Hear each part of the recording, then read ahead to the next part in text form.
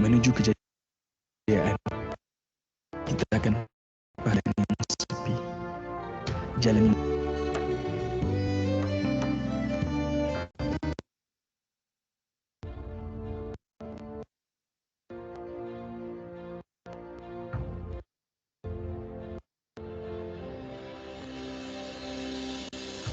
menjadi baik. Yang terbaik itu menuju kejayaan, kita akan melalui jalan yang sepi, jalan yang berliku. Ini bukan jalan yang mudah. Jalan itu bukan untuk semua orang. Tidak semua orang mengikuti orang lain. Siapa diri mereka?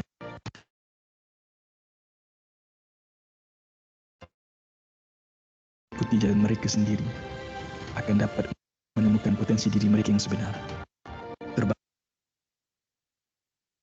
agar kau tahu, berjalanlah sendiri.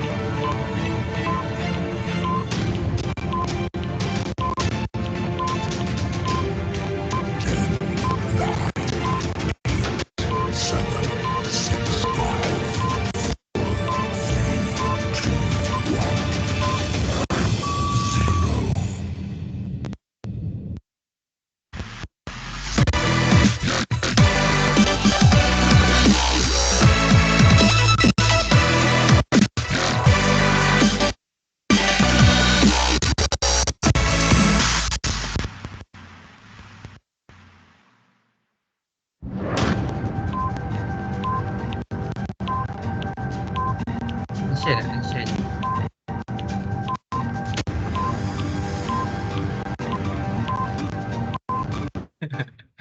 Okay, Assalamualaikum warahmatullahi wabarakatuh.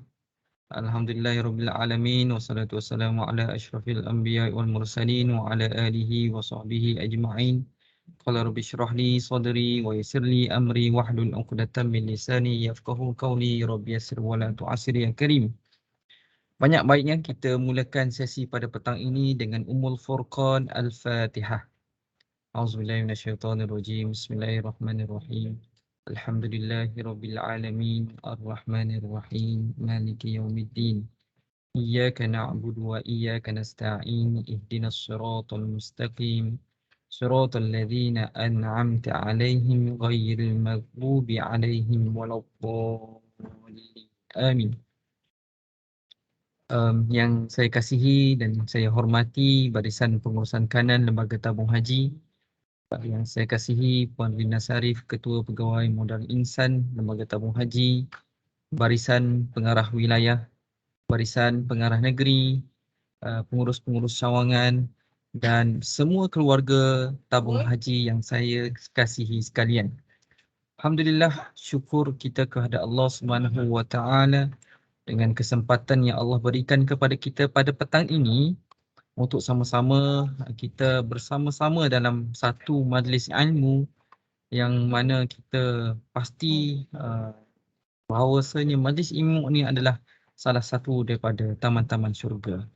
Moga-moga kesempatan Allah beri kesempatan masa yang kita ada pada petang ini untuk bersama-sama dalam majlis ilmu. Moga-moga Allah beri rahmat dan keampunan kepada kita semua insya-Allah. Seterusnya, marilah kita sama-sama salam dan selawat kita ke atas junjungan besar Nabi Muhammad sallallahu alaihi wasallam. Allahumma salli ala sayyidina Muhammad wa ala ali sayyidina Muhammad.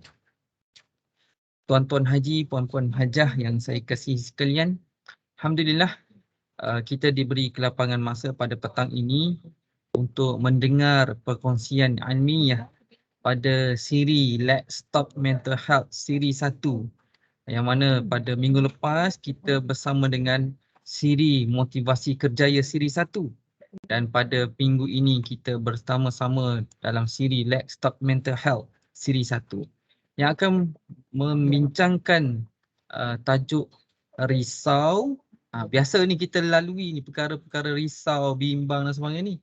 Adakah risau itu normal, personality ataupun penyakit?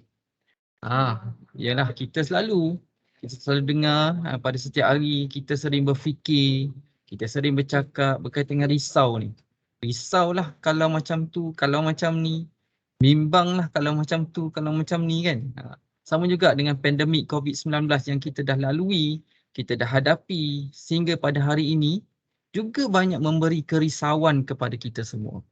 Kalau kita flashback balik TV balik, throwback balik pada awal-awal dulu. Kita nak keluar pun, kita nak keluar membeli beli barangan keperluan pun ada kerisauan-kerisauan itu. Dan inilah kita dah dalam tempoh 2 tahun dah kita berhadapan dengan COVID ni, masih ada lagi kerisauan tu. Jadi ada juga yang menyebabkan kerisauan yang berlebihan dan memberi kesan kepada tahap kesihatan antara kita. So, insya-Allah pada hari ini kita bawakan Career Enrichment Center Jabatan Modal Insan membawakan kepada tuan-puan, tuan-tuan haji, puan-puan hajah, ahli keluarga, lembaga tabung haji dan juga tidak dilupakan kepada kaki tangan anak syarikat tabung haji bersama-sama kita pada petang ini. InsyaAllah kita akan mendengar perkongsian daripada saya kira kalau tuan-puan surf di internet, macam kita punya speaker last week juga, surf di internet, Dr. Rozanizam Zakaria ni memang terpapar lah dia punya ketokohannya. Sebelum saya serahkan sesi ini kepada Dr. Rozanizam, speaker kita pada hari ini, suka untuk saya perkenalkan sedikit berkaitan dengan doktor. Latar belakang pendidikan doktor, mempunyai master bidang sekretari daripada Universiti Sains Malaysia, dan juga merupakan kelulusan Bachelor Medicine and Surgery MBBS di University of Adelaide, Australia. Dari segi pengalaman pekerjaan juga, doktor pernah berkelana di Australia, doktor, di Queen Elizabeth Hospital, South Australia, Lee McWin Hospital, South Australia, dan dah kembali ke tanah air bermula tahun 2013 kalau saya refer di sini. First hospitalnya adalah di Hospital University Sains Malaysia dan kini di Hospital Sultan Ahmad Shah Medical Center IIUM Kuantan. Dan kalau kita tengok pada publication awards ataupun awards berkaitan dengan doktor banyak menulis buku. Kalau lihat di sini ada 5 buah buku yang dihasilkan oleh doktor. Yang terkini adalah penjagaan pesakit demensia, psikologi si kecil, 50 pesan psikologi untuk ibu bapa, Aku Nabi Isa, refleksi dari wad sakit jiwa, dan banyak lagi.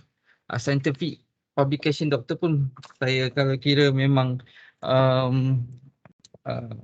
orang yang berkelayakan lah pada kita jumpa hari ini untuk membincangkan tajuk iaitu risau normal ke, personality ke, ataupun salah satu penyakit. Dan saya kira tanpa melengahkan masa lagi, saya menjemput dah dan mempersilakan Dr. Rozanizam Zakaria, speaker kita pada petang ini untuk berkongsi dengan kita semua. Doktor, saya unable doktor punya mikrofon. Okey doktor. Boleh doktor. Okey. Okey. Bismillahirrahmanirrahim. Boleh dengar saya dengan jelas? Dengar doktor, clear. Boleh? Ya doktor. Bismillahirrahmanirrahim. Alhamdulillahirabbil alamin. Wassalatu wassalamu ala asyrafil anbiya'i wal mursalin wa ala alihi wasahbihi ajma'in. Terima kasih sekali lagi kepada Tuan Moderator Saudara Muhammad Hanif, kaunselor kita hari ini. Assalamualaikum warahmatullahi wabarakatuh. Selamat sejahtera. Tidak dilupakan kepada VIP kita hari ini, Barisan Pengurusan Kanan Lembaga Tabung Haji, terutamanya Puan Rina Sarif selaku Ketua Pegawai Modal Insan, Barisan Pengarah Wilayah, Pengarah Negeri, Pengurus-pengurus cawangan dan semua ahli keluarga tabung haji. Dan secara peribadi kepada seluruh hadirin hadirat yang hadir pada hari ini bersama dengan kita dalam slot talk mental health kita pada hari ini lah. So saya berbesar hati atas ruang dan peluang yang diberikan untuk berkongsi pada petang ni.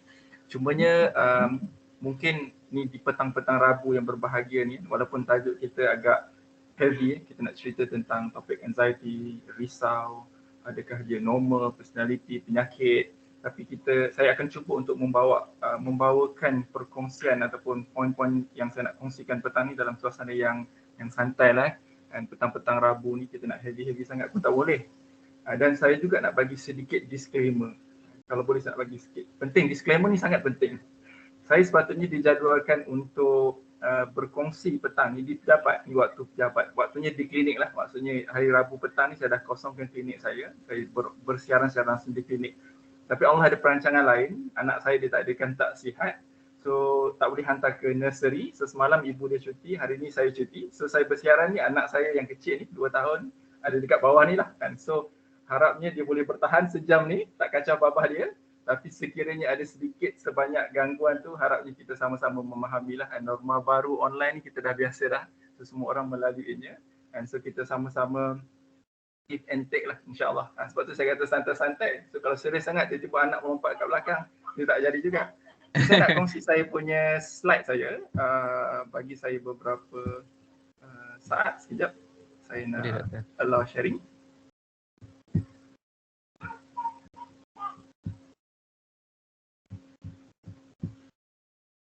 Okay, alright.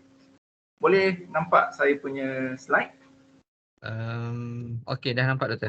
Boleh nampak Ya, saya gerakkan? Boleh? Okey, clear. Okay, alright. So tajuk yang diberikan pada saya adalah tentang risau. Tapi of course sebagai psikiatris saya akan membawa sudut perbincangan ni dalam sudut pandang ataupun perspektif apa yang kita panggil sebagai anxiety lah.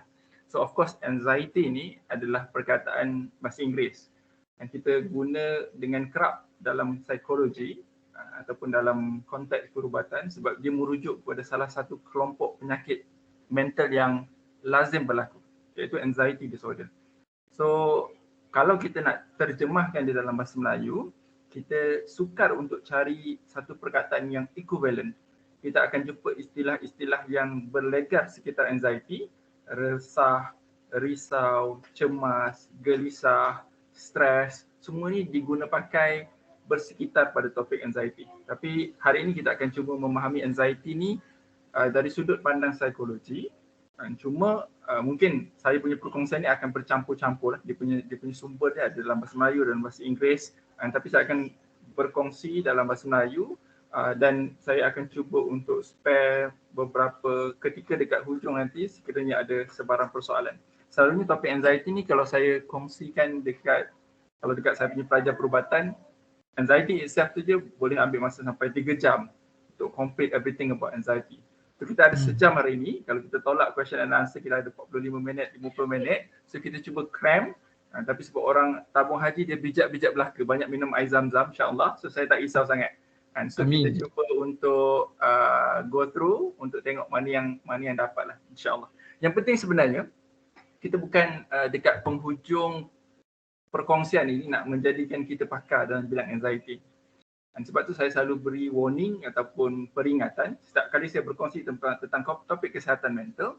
Tujuan kita berkongsi untuk apa? Macam tadi saudara Hani sebut tentang kita anggap dia sebahagian daripada medan untuk kita menimba ilmu, betul. Jadi perkongsian saya ini kita anggap sebagai antara kita panggil ruang-ruang untuk kita tambah pengetahuan umum kita tentang isu kesihatan mental. Dia bukan bertujuan untuk bila dengar Dr. Nizam cerita tu, kita pun terus diagnose diri kita ataupun diagnose orang lain ataupun kita rasa kita nak merawat diri kita ataupun nak merawat orang lain. Itu bukan dia punya tujuan dia. So dia sekadar pengetahuan untuk kita tambah ilmu supaya kita tahu apa kita nak buat, apa langkah awal yang kita perlu buat. Dan yang paling penting sebenarnya at the end of the day adalah apa yang kita nak buat untuk diri kita, perbaiki keadaan kita, perbaiki tahap kesihatan mental kita dan tahu nak buat apa sekiranya kita duduk dalam zon-zon berbahaya bila kita sebut tentang isu kesihatan mental. So kita akan menyentuh tentang kesihatan mental secara umum sebagai background diskusi kita hari ini. Kemudian saya akan zoom kepada topik anxiety dan saya akan sentuh juga jenis-jenis anxiety disorder supaya kita tahu anxiety ni dia bukan sekadar normal tapi dia boleh jadi penyakit. So yang mana normal, yang mana penyakit supaya kita tahu apa yang kita nak buat.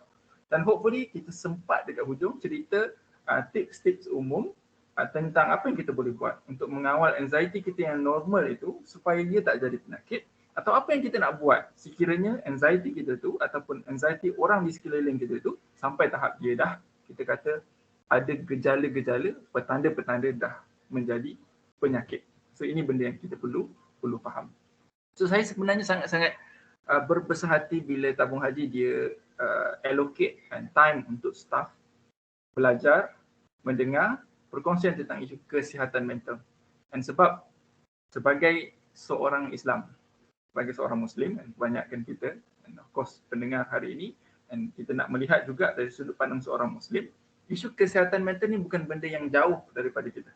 Sebab bila kita bercakap tentang psikologi itu sendiri adalah ilmu memahami tabiat, perilaku, pemikiran manusia.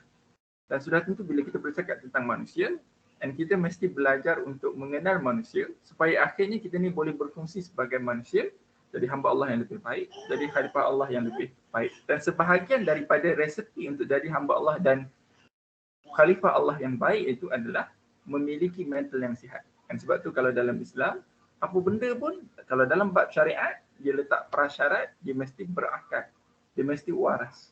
And then tidak berakal dan tidak waras ni adalah extreme form of bila kesihatan mental kita sudah terganggu. Jadi walaupun mungkin sebahagian besar kita tak akan sampai ke situ, tapi kita nak memelihara kesihatan mental.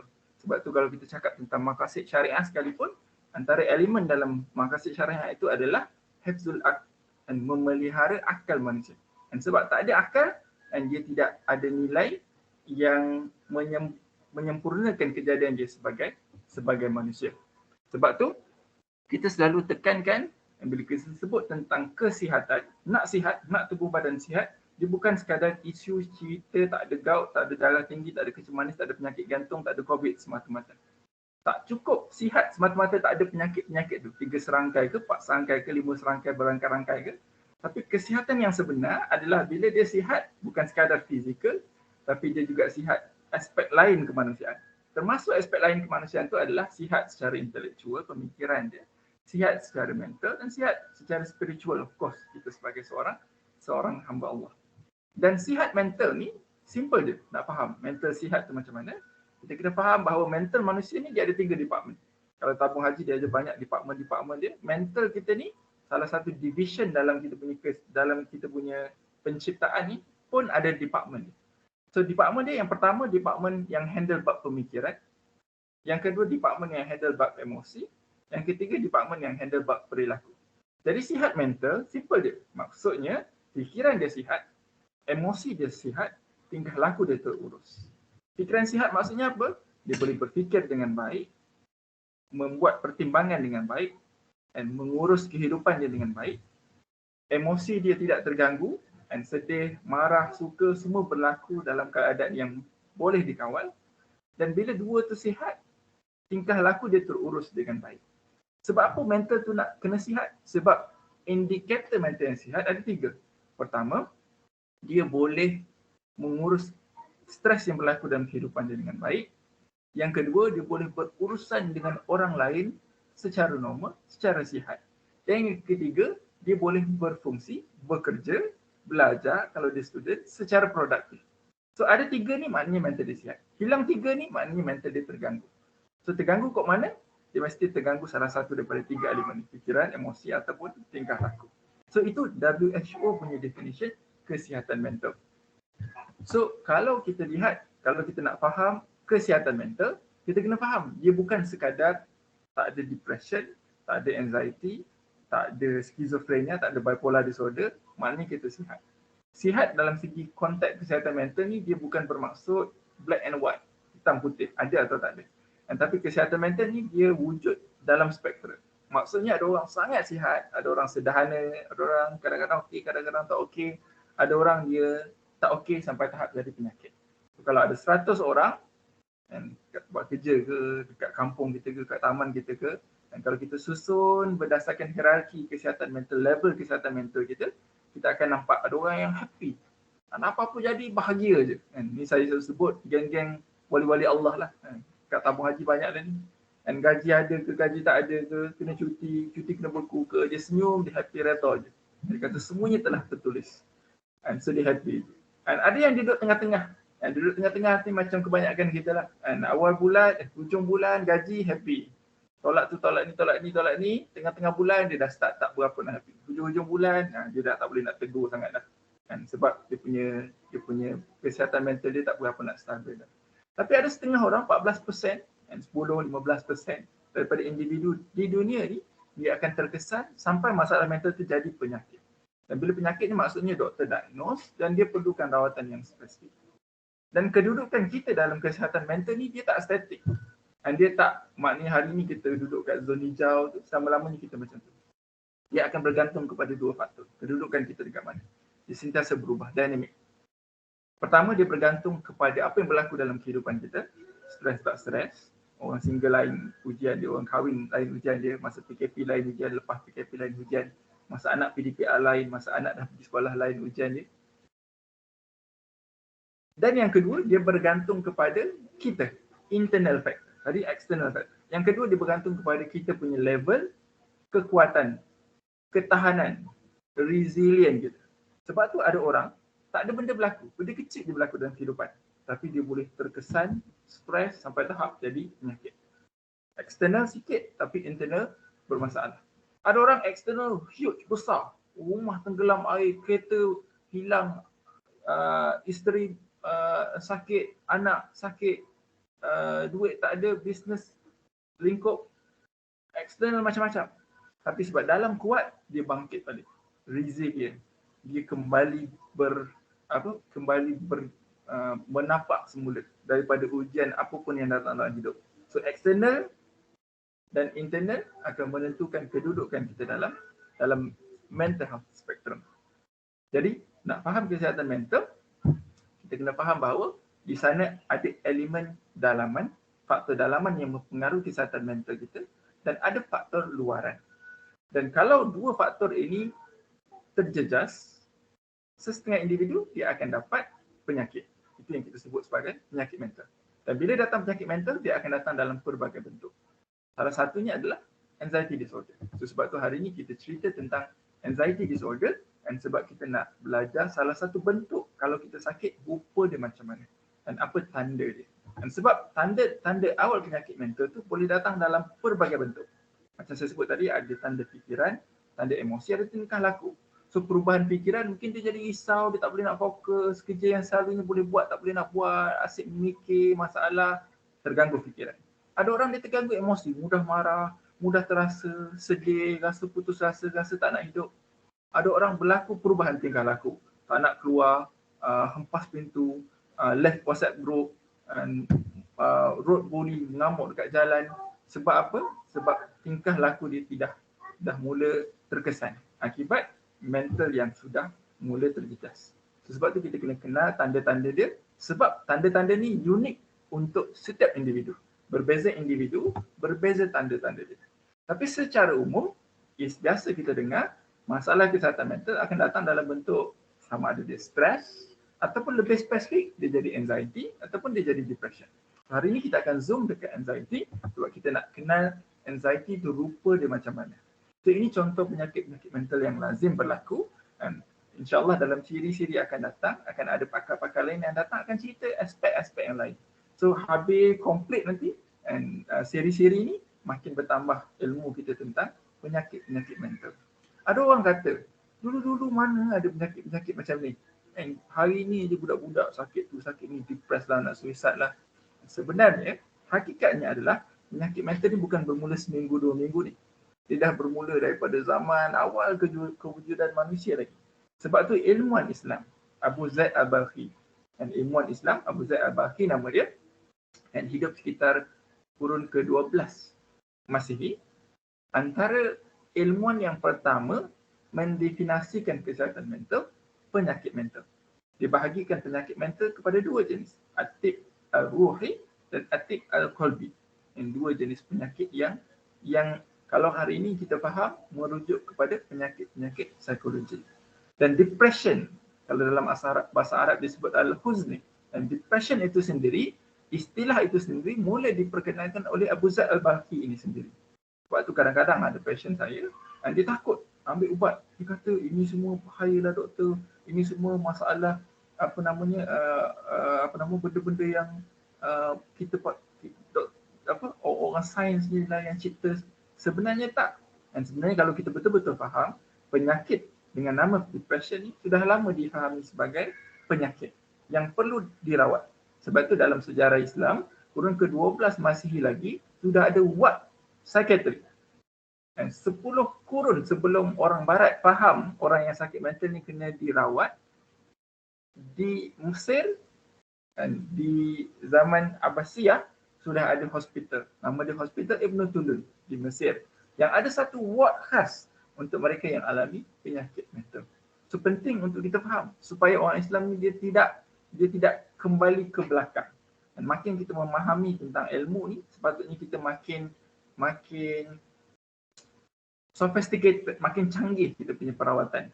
Dan tapi orang Islam sebab tak faham, dan bila ada ahli keluarga dapat penyakit mental, dan dia simpan, dia malu nak bawakan rawatan, pergi berubat 7 gunung, 7 telaga, 7 air terjun, dan sedangkan sebenarnya dia adalah penyakit yang kita perlu faham. Dan anxiety ataupun keresahan itu sendiri, dan bukan benda yang baru, bukan benda yang seminggu, 2 minggu, sebulan, 2 bulan, setahun, 2 tahun ni wujud dalam kamus manusia. In fact, dalam surah Al-Ma'arij Allah sebut innal insana khuliqa halu'an. Dan sesungguhnya manusia itu diciptakan dengan sifat resah gelisah. Maksudnya, sifat anxious ini, sifat anxiety ni, kalau adjektif ni kita panggil anxious ni, sebahagian daripada fitrah manusia. Kalau dia tak ada perasaan, itu penyakit. Sebab ini Allah sebut, itu sifat manusia. And in fact, kalau dalam psikologi dia akan sebut bahawa anxiety itu adalah kita panggil apa? Fundamental survival needs of human being. Maksudnya, kalau dia tak ada rasa anxious, dia akan pupus dah. Kalau manusia tak ada perasaan takut, resah, gelisah. Sebab apa? Sebab perasaan ini akan membentuk kita jadi lebih berhati-hati, berjaga-jaga, improve keadaan kita. Bayangkan kita ada anak kita keluar main bola, pukul 6 tak balik, 7 tak balik, 8 tak balik, tak ada perasaan risau, tak ada perasaan takut. Tak normal. Itu bukan manusia. Itu bukan mak ayah yang baik. Jadi in that context, itulah anxious yang fitrah, yang terbit sebab kita ni manusia. Dan dalam hadis riwayat Bukhari, Nabi sebut tentang, banyak Nabi sebut, tapi secara spesifik ada dua perkara yang Nabi sebut, iaitu tentang sifat manusia. Yang dia akan cenderung untuk rasa sedih, susah hati, memikirkan perkara yang telah berlaku, dan resah, susah hati juga, memikirkan perkara akan datang. So ini fitrah manusia. Dia akan berbolak-balik di antara dua perasaan. Dan kenapalah aku buat benda tu, kenapalah aku kerja kat tabung haji, kenapalah aku beli kereta baru. Benda-benda yang dah lepas kadang-kadang menimbulkan rasa sedih. Ataupun benda akan datang, nanti macam mana, nanti hujung bulan nanti macam mana, nanti anak dah besar macam mana, nanti dah kahwin macam mana, kalau siapa yang tak kahwin lah. Ataupun nanti nak kahwin lagi macam mana, siapa yang ada pasal niat lah. So maksudnya macam-macam jenis pemikiran, bila dipikir benda akan datang, akan menerbitkan rasa anxious. So itu perasaan manusia yang disebut. Dan perasaan itu sebenarnya fitrah. Sebab apa? Sebab penciptaan manusia itu sendiri dah memang equip untuk berasa sedemikian. Kalau kita belajar neuroanatomy tentang saraf, anatomi saraf manusia, secara khusus kalau kita tengok otak manusia, memang ada spesifik bahagian dalam otak manusia yang berfungsi untuk menerbitkan rasa takut ini. Bila kita tengok sesuatu, contohnya kalau orang perempuan, kita generalize, orang lelaki pun ada juga, dia takut lipas. Kalau orang rumah saya dia takut lipas terbang. Kalau lipas terbang tu, dia boleh lari sampai rumah jiran, punya takutnya. Orang lelaki dia ada takut benda lain. Dia takut bini dia pegang handset dia, dia takut bini dia baca mesej, dia takut juga. So takut dia lain-lain. Tapi bila kita takut sesuatu, bila kita takut sesuatu, benda yang kita takut tu akan sampai dekat otak kita melalui penglihatan ke, pendengaran ke, bau ke, bunyi ke, dia datang dalam bentuk deria. Dan contoh, kita nampak lembaga hitam, tak tentu kita nampak lembaga hitam. Lembaga tabung haji kita tak takut sangat. Dan kita tak nampak bayang-bayang. So daripada mata masuk dekat otak. Kita pula jenis yang penakut, kecil-kecil, tidur dengan mak sampai umur 16. Jadi jenis yang takut. Jadi objek yang kita nampak itu akan sampai dekat satu part dalam brain kita, nama dia thalamus. Okay? So thalamus ni dia akan hantar input rangsangan yang sampai dekat otak kita tu, dan dia akan hantar dekat beberapa tempat. Dia akan hantar dekat kita punya hippocampus. Hippocampus ni tempat store memory. Jadi kalau kita pernah ada memori-memori yang menakutkan, maka otak kita akan interpret rangsangan itu sebagai benda yang menakutkan. Dia akan hantar signal ke bahagian otak depan kita, otak frontal lobe kita ni, otak yang bahagian kita berfikir, untuk kita start berfikir. Apa benda ni? Apa kemungkinan benda ni? Untuk kita analyse. Kalau kita jenis yang suka memikirkan benda-benda yang menakutkan, satu lagi sumber akan bagi input bahawa benda ni benda yang menakutkan. Jadi bila otak proses benda ni sebagai benda yang menakutkan, dia akan hantar signal dekat satu bahagian spesifik dalam otak kita, nama dia amygdala. So amygdala ni fungsi dia macam kita punya alarm fire smoke kita. Smoke detector. Okay? Smoke detector. Jadi bila dia terima rangsangan asap, smoke detector ni akan bunyi. Dia akan bunyi. So amygdala pun macam tu juga. So bila brain kita interpret rangsangan itu sebagai benda yang menakutkan, so amygdala akan bagi signal untuk kita bertindak. So antara perubahan yang akan berlaku adalah otak kita akan rembeskan and chemical nama dia adrenaline. So adrenaline ni bila dirembeskan, ini yang menjadikan kita berpeluh, jantung jadi laju, tangan jadi menggeletar. And so ini perubahan-perubahan yang berlaku secara fizikal disebabkan kita takut. Kemudian dia akan mempengaruhi cara fikir kita dan mempengaruhi kita punya tingkah laku. So at the end, bila kita nampak lipas terbang, daripada lipas terbang, kita lari punya ke rumah jiran, so semua tu boleh berlaku dalam milliseconds. Mungkin beberapa saat, mungkin beberapa minit, tapi semua tu berlaku disebabkan otak kita telah dicipta ada bahagian-bahagian ini. So ini yang sebenarnya berlaku, dan yang bila Allah sebut manusia itu diciptakan dengan sifat keluh kesah dan resah gerisah. Sebab lahir-lahir kita memang dilahirkan dengan package bahagian-bahagian ini dalam otak manusia. Tapi perasaan anxious ataupun cemas, resah gelisah yang terbit tadi itu bukan penyakit. Sebab dia normal reaction. Kenapa kita kata dia normal? Pertama sebab ada benda spesifik yang trigger kita. Ada cicak, lipas, anjing, dan ada objek yang menakutkan. Jadi dia spesifik kepada trigger yang kita fahami memang akan menyebabkan siapa-siapa pun takut. Jadi itu adalah perasaan yang normal. Contoh tadi, anak hilang. So normal, trigger yang akan mencetuskan rasa takut kepada sesiapa pun. Yang kedua, dia normal sebab apa? Sebab dia ada permulaan dan ada pengakhiran.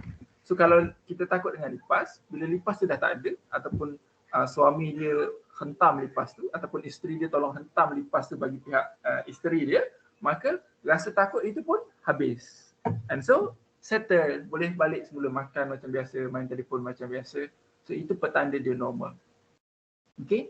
And tapi ada setengah-setengah keadaan di mana anxiety tu dia jadi tak normal. Okay. Apa tanda-tanda anxiety tu tidak normal? So saya bagi contoh. Bila mana contoh, kalau rasa resah, cemas, gelisah yang kita alami itu datang tanpa punca yang spesifik. Tak ada apa-apa berlaku, bangun-bangun tengah malam, berdebar, berpeluh, cemas. Tengah-tengah driving, stop traffic light, takut, cemas, resah, gelisah. Tak ada orang kacau pun, tapi rasa macam tak selamat, rasa macam ada orang nak buat jahat dengan kita. So itu antara tanda-tanda yang anxiety tak normal. Okay. Yang kedua, kalau dia berlebihan. So kalau kita takut, lepas tu kita jadi macam berpeluh, kita macam tak naklah makan kat sini, kita makan kedai lain dah. And so emosi itu sekadar lalu singgah seketika, maka itu masih dalam range normal. Tapi orang yang alami anxiety disorder, gejala-gejala ataupun petanda yang dia alami itu berlebihan. Sampai tak nak keluar rumah, tak nak jumpa orang. Dan kalau dia takut jumpa orang, sampai sanggup tak pergi kerja, tak pergi sembahyang Jumaat, tak pergi jemaah ke masjid, tak pergi kelas kalau student. Dan dia melebihi apa yang kita expect normal. Contohnya kalau orang tu dia takut exam, takut-takut dia pergi juga. Dan tapi kalau orang yang anxious yang sampai jadi penyakit ni, sampai akhirnya tak keluar daripada dia punya rutin ataupun dia punya zone yang buat dia rasa selamat. Yang seterusnya, kalau gejala yang saya sebut tadi tu, dia berlaku berterusan. Tadi saya sebut, kalau dia sekejap-sekejap, normal. Tapi kalau berminggu, berbulan, tak settle-settle, jadi itu juga antara petanda dia dah jadi penyakit. Seterusnya adalah kalau gejala yang kita sebut tadi tu, dia ganggu kita punya kehidupan seharian. Ada orang dia takut nak bercakap depan orang. Tapi kalau terpaksa, sebab ini sebahagian daripada tugas, dia buat juga. Getah pun getah lah, peluh pun peluh lah. Tapi bila habis dia lega. Tapi ada orang sampai tahap dia tak boleh buat, muntah-muntah dalam bilik air, lari, MC. So itu maksudnya dia dah start ganggu dia punya tugasan seharian. Jadi ini antara petanda-petanda yang kita perlu lihat, reflect untuk kita memahami yang mana yang penyakit, yang mana yang normal. And so sebahagian daripada petanda-petanda tu, kalau kita tak perhatikan, dan yang sebenarnya merupakan gejala-gejala penyakit, dia boleh berterusan dan eventually jadi penyakit yang mengganggu kita punya kehidupan. Bila dia start ganggu kehidupan, dia akan affect semua benda lah. Kerja, rumah tangga, hubungan dengan anak, kemampuan untuk menyelesaikan tugasan, kita punya performance, kita punya kemampuan kita untuk berurusan. Sometimes ibadah kita pun boleh terganggu. Contohnya orang yang ada OCD, Obsessive Compulsive Disorder, dan pun sejenis anxiety juga. And so dia tak boleh nak lepas. And niat tak masuk. And ataupun ambil wuduk berjam-jam, and mandi berjam-jam, dan sembahyang berulang-ulang kali.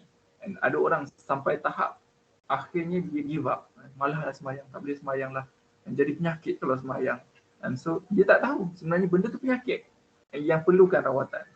And so ini benda-benda yang kita perlu fahami supaya kita dapatkan rawatan. Ada setengah-setengah orang, dia sebut memang PL dia macam tu doktor, dia memang jenis yang anxious. So betul, salah satu yang menyumbang kepada anxiety adalah bila karakter ataupun personality kita tu jenis yang anxious. And so ada jenis-jenis anxiety, ada jenis-jenis karakter ataupun personality tertentu yang memang dia prone untuk jadi anxious. Ada banyak jenis tapi saya kongsikan dua jenis. Yang pertama, yang jenis avoidant personality disorder. Kalau dalam istilah perubatan. Kalau dalam istilah layman ni dia hala-hala bunyi-bunyi dia hawa-hawa ke macam extreme introvert. Dan kita biasa dengar extrovert, introvert. Dan tapi yang jadi gangguan sampai personality ni bila dia teruk sangatlah dan extreme sangat. And so antara ciri-ciri orang yang ada avoidant personality ni adalah orang yang dia memang jenis yang takut berhadapan dengan orang, and dia anxious bila orang kritik, komen, dan dia susah untuk percaya orang. Dia selalu mengelak untuk terlibat dengan apa-apa komitmen, and so dia selalu terkesan dengan apa yang orang sebut, orang cakap, orang komen dia. Dan jadi ini antara individu-individu yang kalau dia ada karakter macam ni, dia cenderung untuk jadi anxious. Dia mudah risau, mudah cemas. Ataupun yang kedua, personality yang jenis obsessive compulsive personality disorder. Kalau dalam perubatan kita panggil OCPD.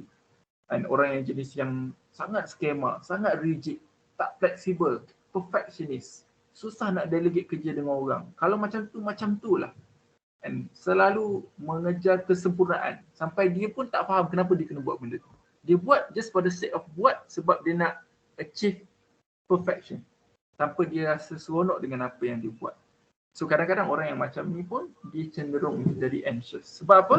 Sebab dia tak suka kegagalan, dia takut komen, critics ataupun benda-benda yang menggambarkan dia ni tidak sempurna. Dia akan mudah untuk jadi anxious. So penting untuk kita kenal pasti and gejala-gejala ni ataupun karakter ini dalam diri kita supaya kita tidak orang kata apa terbawa-bawa dengan pendekatan sedemikian sampai akhirnya kita jadi anxious sampai jadi penyakit. So gejala-gejala anxiety ni dia datang dalam 3 kelompok. Sama macam yang kita cerita pada awal tadi. Dia ada gejala fikiran. Fikiran ni mudah risau, obses dengan sesuatu, mudah cemas, selalu fikir-fikir benda-benda yang tak jadi lagi dah jadi overthinking. So fikiran. Ataupun gejala emosi, selalu takut, selalu cemas, resah. Ataupun gejala tingkah laku. Dan termasuk dalam gejala tingkah laku ni adalah perubahan-perubahan fizikal. And so kalau anxiety ni, dia selalunya antara tanda yang predominant adalah perubahan pada fizikal. Selalu sakit perut, rasa nak muntah, ketat tangan, rasa nak pitam, rasa nak pengsan, mual, tangan basah berpeluh. So ini semua gejala-gejala fizikal yang datang daripada perubahan pada otak yang saya sebut di peringkat awal tadi itu. And so gejala-gejala ni, dan kalau dia berterusan berlaku dalam konteks penyakit yang saya sebut tadi itu, maka kita kena ambil perhatian untuk kita tahu apa yang kita perlu buat. So saya dah cerita tadi sumber gejala-gejala ni. So bila rasa anxious itu trigger dekat area brainstem kita ni, otak pangkal kita ni, dia akan menghasilkan gejala fisiologi yang berpeluh, berdebar, cemas, berpeluh, berdebar, ketat tangan semua tadi tu. Dekat limbic system otak tengah dia akan bagi gejala-gejala emosi, dan dekat otak depan, dekat kita punya kalau dalam bahasa Arab dalam Al-Quran disebut an-nasiyah, dan dekat kita punya frontal lobe ni dia akan bagi perubahan tingkah laku. So tadi kita cerita tentang anxiety yang normal, anxiety yang bersifat peribadi, karakter. Yang ketiga, kita nak juga faham anxiety yang penyakit ni tadi, bila dia jadi penyakit, dia akan datang dalam bentuk-bentuk yang berbeza. So, secara umum anxiety disorder ni dia istilah umbrella ataupun istilah besar yang memayungi di bawahnya beberapa jenis anxiety yang berbeza. So, saya cerita ni bukan nak kena hafal, nak kena faham, dan tapi sekadar untuk kita tahu bahawa lain anxiety, lain jenis dia. Okey? Dan selalunya perbezaan ni dia berkait rapat dengan tema orang tu anxious tentang apa. Okey? So contoh, nanti saya cerita contoh. Saya cerita sikit tentang dia punya kelaziman. So kebanyakan anxiety disorder ni dia lebih banyak berlaku, lebih common di kalangan wanita berbanding lelaki. Dua-dua berisiko, tapi setengah-setengah anxiety tu kita nampak, contohnya kalau panic disorder and wanita tu 2 kali ganda lebih lazim berlaku berbanding lelaki. Contohnya social phobia and 1.5 lebih berisiko berbanding lelaki. Sikit je beza. Tapi dia ada dia punya perbezaan dia.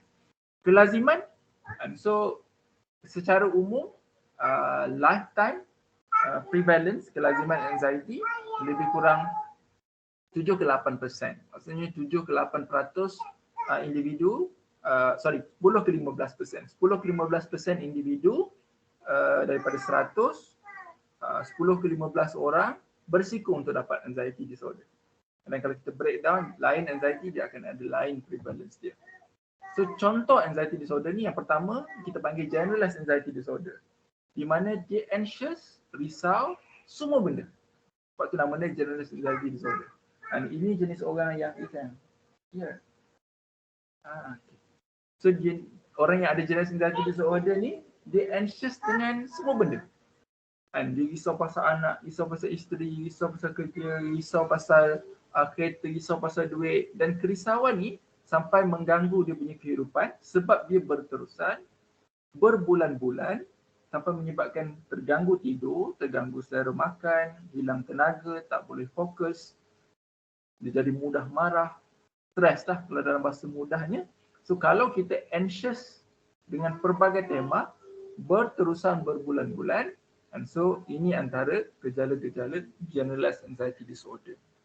Yang kedua, yang juga lazim berlaku, apa yang kita panggil social anxiety disorder. So kalau generalized anxiety disorder tadi dia risau semua benda. Social anxiety disorder ni dia risau specifically benda-benda yang berkaitan dengan perhubungan dengan manusia.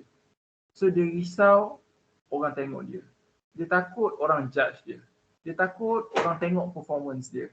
Dia takut orang akan cakap benda-benda yang tak baik dengan dia. Sampai dia takut nak berjumpa dengan orang, takut nak deal dengan orang, takut nak buat apa-apa aktiviti yang memungkinkan orang lain menilai dia. And so kalau kerja tu memang dia tak boleh nak perform lah.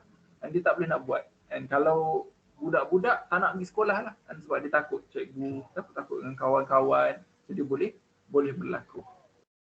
Satu lagi bentuk anxiety disorder yang juga lazim berlaku, kita panggil panic attack.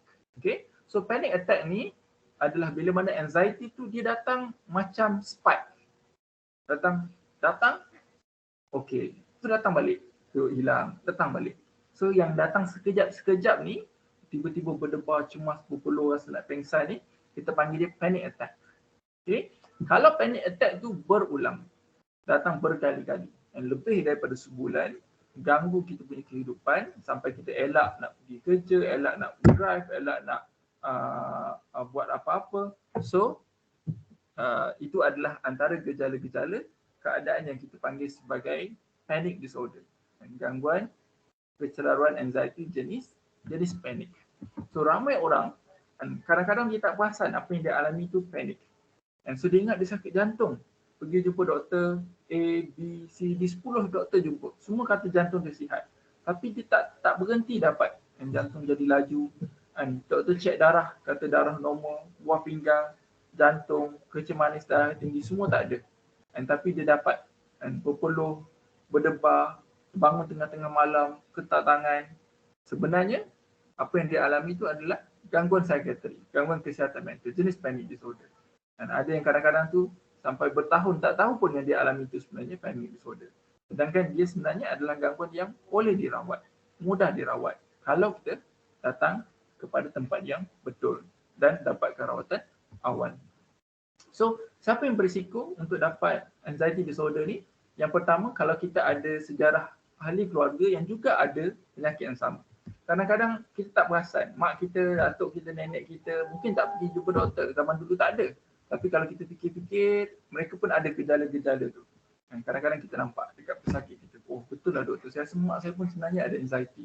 Tapi dia tak pernah pergi jumpa doktor. Tapi mak saya jenis, kalau kenduri je dia jadi kelang kabut, dia jadi takut, dia jadi anxious, dia tak nak keluar. Ataupun dia kata adik-beradik yang lain. So genetik memainkan peranan. Yang kedua, kadang-kadang dia berlaku dekat orang yang ada masalah mental yang lain, ada depression. Kadang-kadang depression anxiety ni dia datang secara berkembar. 60% orang yang ada depression dia akan ada anxiety symptom juga. Tekanan hidup, stres, trauma masa kecil, masalah keluarga, kurang keyakinan diri, penyakit fizikal, gangguan personality macam kita sebut, trauma ataupun penyalahgunaan dadah jenis-jenis yang tertentu juga boleh menyumbang kepada pembentukan anxiety. Okay. Alright, iklan sekejap minta maaf sekejap je ni. Okay, so ini antara benda-benda yang kita kena perhatikan sebab dia akan meningkatkan kita punya risiko. Alright, so kita nak landing ni ujung-ujung sikit ni, and sebelum saya buka soal jawab, kadang-kadang kita juga nak cerita tentang kalaulah betul kita ada anxiety, so doktor rawat macam mana. Pertama, kalau kita ada gejala, apa yang kita perlu buat adalah kita perlu lakukan saringan kesihatan dekat mana-mana doktor dulu. Dan sebab gejala-gejala anxiety ni dia boleh mimik penyakit fizikal yang lain. Masalah thyroid, masalah buah pinggang, masalah darah, masalah jantung. Jadi sebelum kita conclude kata gejala itu adalah gejala anxiety, doktor kena saring dulu. Dan sebab tu kita kena dapatkan rawatan dekat klinik-klinik kesihatan ataupun klinik pesakit luar terlebih dahulu.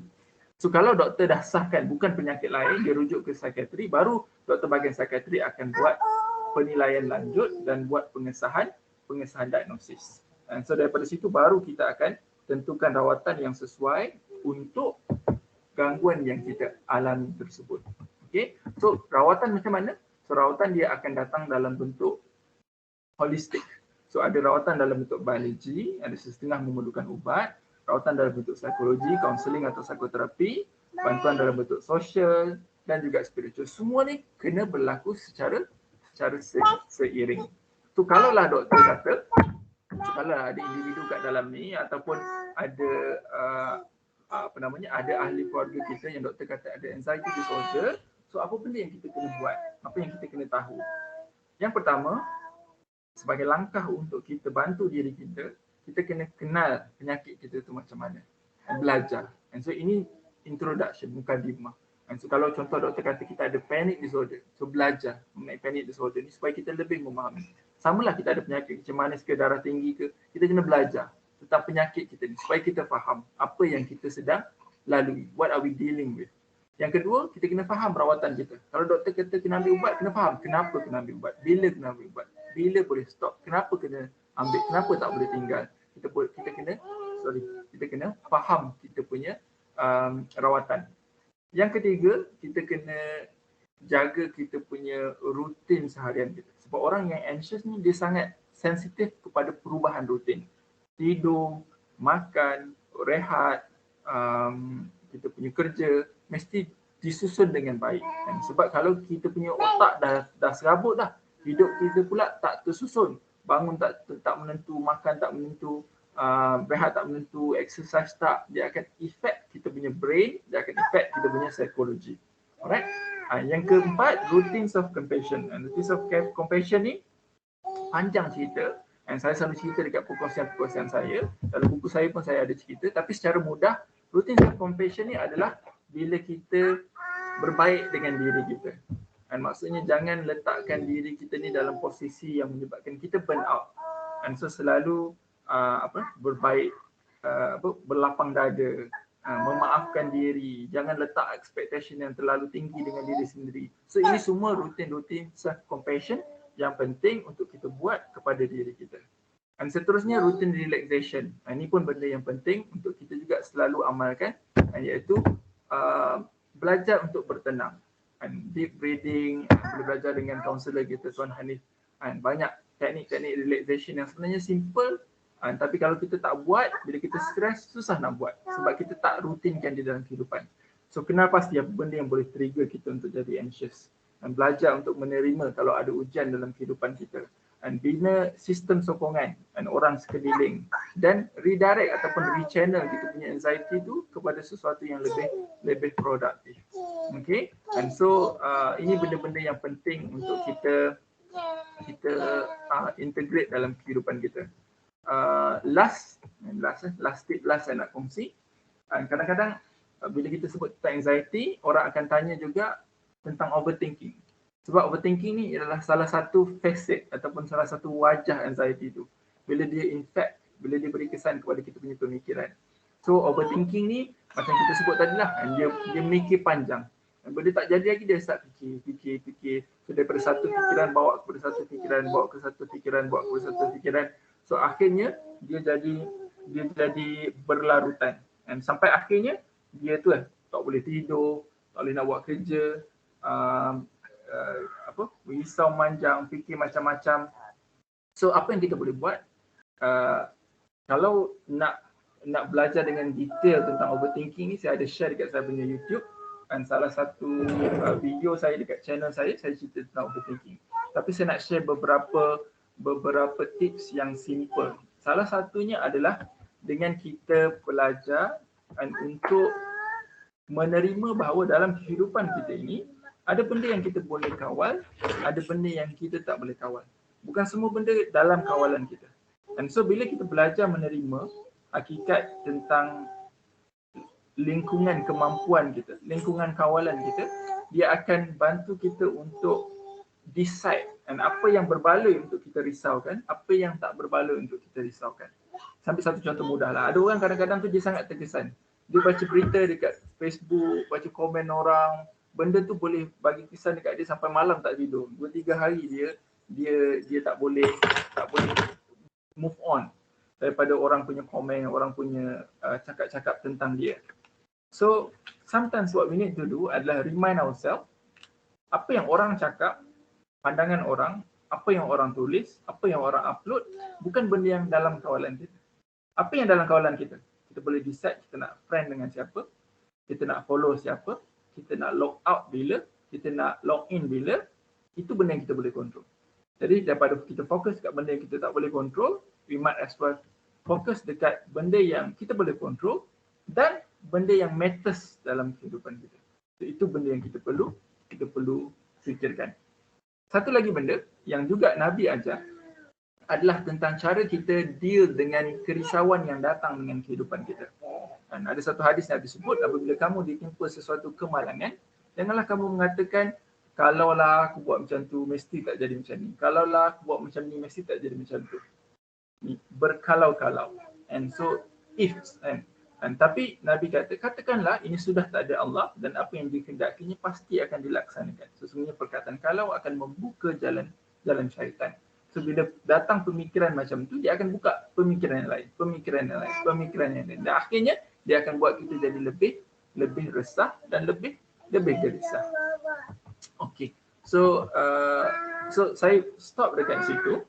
Saya kira untuk cover semua tentang anxiety tu mungkin tak sempat, tapi sekurang-kurangnya asas tentang anxiety tu kita cover. Dan nanti kalau berminat untuk mengetahui lebih lanjut tentang anxiety disorder, tanda-tanda dia, apa yang kita boleh buat, macam mana nak rawat, macam mana nak bantu kawan-kawan yang ada anxiety disorder, so boleh tengok dekat saya punya YouTube channel saya, ada beberapa video. Just search anxiety Dr. Rozan Nizam akan jumpa. So benda yang saya tak sempat cover di sini, kita still boleh ada peluang untuk belajar dan cari ruang di kesempatan yang lain, insyaAllah. Maaf saya pun terlajak sedikit. Kalau ada persoalan saya cuba jawab. Dan minta maaf juga si kecil ni enter frame kat tengah-tengah. Dia dah tak boleh tahan dah 40 minit tu. Dia dah paling lama dah tu. Okay, over to kembali ke Tuan Hanif. Okey, terima kasih banyak doktor dengan perkongsian pencerahan berkaitan dengan anxiety. Dan saya kira apabila doktor berkongsi tadi banyak perkara-perkara yang bermain di minda dan ada rakan-rakan kita ni yang telah bertanyakan soalan di ruangan chat. Mungkin saya boleh bacakan untuk dijawab oleh doktor. Okey, Farah Alia, pertamanya, doktor, adakah masalah kesihatan mental ni seperti depression, skizofrenia, OCPD ataupun penyakit-penyakit yang doktor kongsikan tadi, adakah peluang untuk pulih sehingga tidak perlu lagi makan ubat? Okey, alright. Terima kasih kerana bertanya persoalan tersebut. Penyakit mental ni dia ada banyak jenis. Kalau dalam perubatan ada 300 jenis. Jadi lain penyakit mental, lain dia punya prognosis. Prognosis ni maksudnya dia punya kesan jangka masa panjang. Ada setengah penyakit mental dia datang sekejap-sekejap. Ada setengah penyakit mental dia datang berulang, berepisod. Contohnya macam depression, dia boleh datang sekali, sembuh, dia datang balik, sembuh, datang balik. Ada penyakit mental yang bersifat kekal. Contohnya macam skizofrenia, dia kekal sampai ke akhir hayat skizofrenia tu. Tetapi secara umumnya, kebanyakan penyakit mental hari ini, peluang untuk sembuh tu lebih baik berbanding sebelum-sebelumnya. Sebab perawatan makin banyak, akses pada rawatan makin baik, ubat makin banyak jenis. Jadi kemungkinan, kalau tanya saya, kemungkinan untuk seseorang yang alami penyakit mental tu sembuh, kalau sembuh dalam arti kata dia boleh teruskan kehidupan, boleh berkeluarga, boleh bekerja macam biasa, kemungkinan itu ada. In fact, kalau kita cakap tentang depression contohnya, 2/3 depression ni boleh sembuh. 1/3 dia akan berpanjangan, maknanya dia akan bagi impact pada kehidupan tu lebih lama daripada yang 2/3 ni. Dan secara keseluruhan tu boleh. Cuma kalau tanya tentang ubat, boleh tak dia stop ubat, dia bergantung pada jenis dan keadaan individu tersebut. Dan ada setengah keadaan memang penyakit contohnya depression dia tu datang secara berepisod. Lepas satu episod dia dah sembuh, doktor confident untuk stop, tak ada risiko untuk berulang, dia boleh stop. Tapi ada setengah-setengah kelompok individu yang risiko dia tinggi. Contohnya dah banyak episod ataupun setiap kali dia jadi tu risiko dia sangat besar sampai mencederakan diri dan sebagainya. So kemungkinan untuk dia makan ubat tu mungkin lebih lama berbanding orang yang risiko dia rendah. So perbezaan dia bergantung kepada case by case.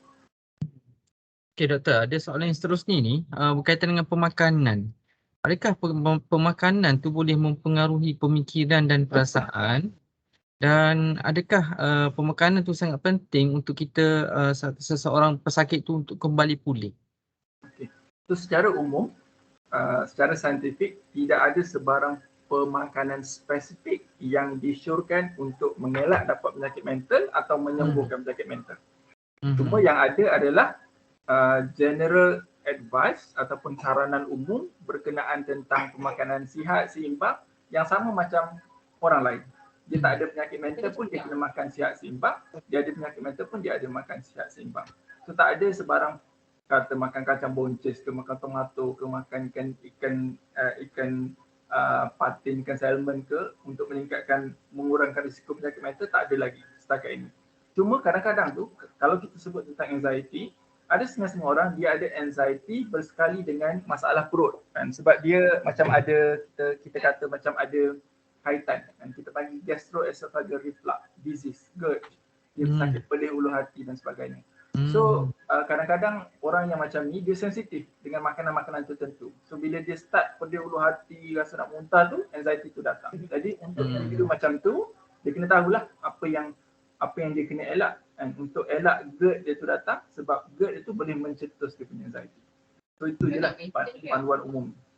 Okay. So maksudnya makanan tu mempengaruhi perkara lain dan boleh menyebabkan kognitif dengan perasaan dia terganggu doktor Okey, ni tadi doktor ada berkongsi berkaitan dengan amigdala. Ada dua soalan berkaitan dengan amigdala ni. Amigdala boleh dikawal ke doktor? Dan adakah dengan menulis diari, visi misi dapat membantu amigdala ke arah yang lebih baik? Okey. So, kamera saya jam. So, amigdala ni adalah salah satu bahagian sahaja dalam otak kita. Dan dia bukan penentu segala-galanya. Sebab tu, Allah cipta amigdala ni dia duduk dekat tengah, dekat luar. Yang kontrol amigdala ni adalah kita punya frontal lobe ataupun otak rasional kita. So bermaksud, Allah cipta emosi ni mesti dikawal oleh kita punya rasional. So, saya bagi contoh. kita kena marah kat bos. So otak emosi kita akan kata berhenti kerja lah, ataupun balik ni kita cucuk tayar dia dengan pisau ke, apa-apa je lah, itu otak emosi kata. Tapi otak rasional akan kata tak boleh buat macam tu, nanti kau masuk lockup, nanti kena buang kerja, nanti viral.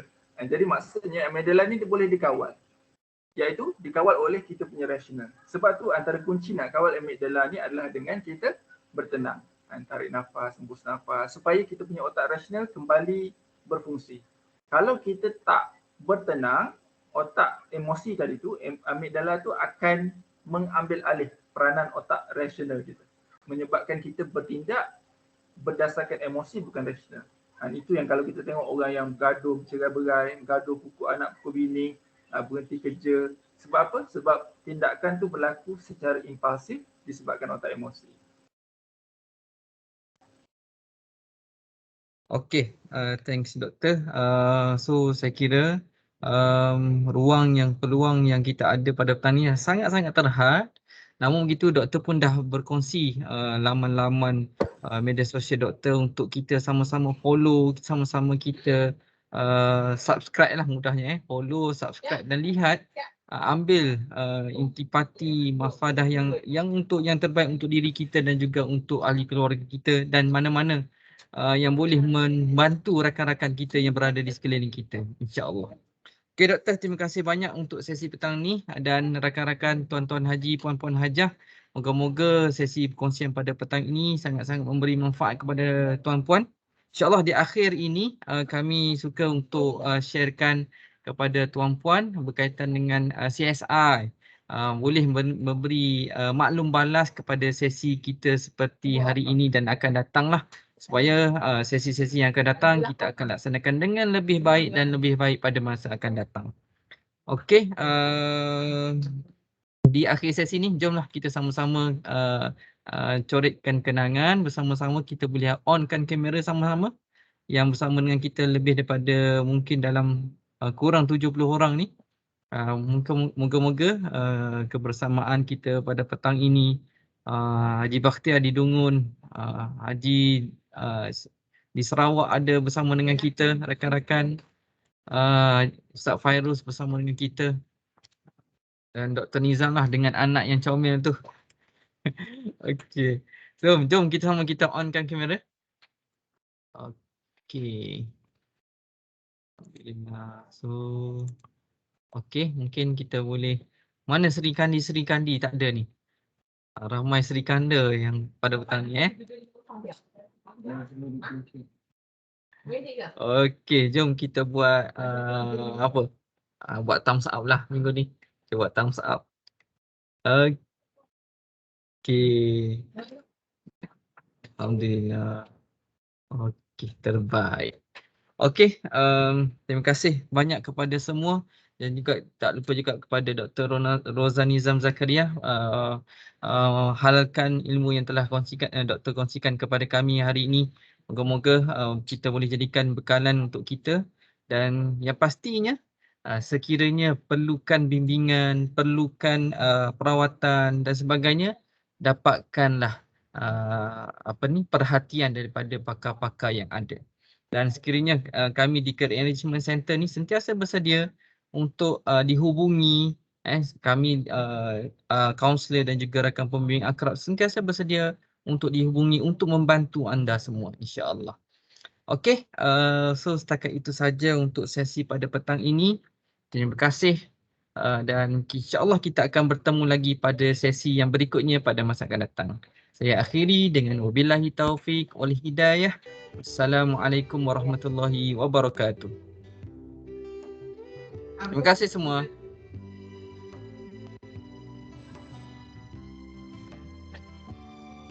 Terima kasih doktor.